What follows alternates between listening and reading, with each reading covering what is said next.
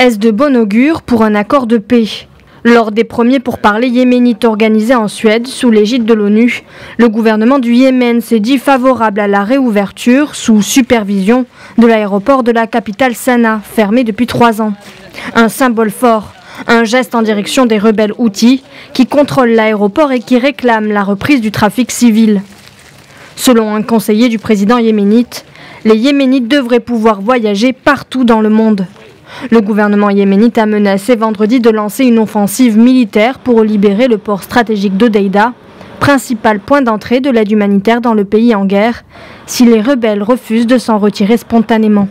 Il n'existe officiellement aucune condition préalable à ces consultations, favorisées par la signature cette semaine d'un accord sur l'échange de milliers de prisonniers.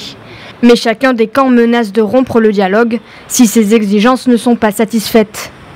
L'aéroport international a été fermé au trafic commercial civil après l'intervention militaire en 2015 d'une coalition pro-gouvernementale dirigée par l'Arabie Saoudite qui contrôle depuis l'espace aérien.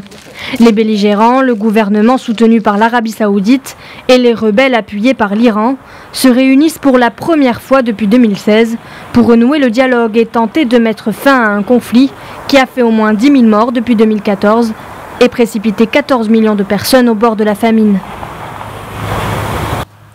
Les consultations en Suède se sont ouvertes jeudi sous l'égide du médiateur de l'ONU, le Britannique Martin Griffiths, qui a salué une opportunité unique de ramener les belligérants sur le chemin de la paix.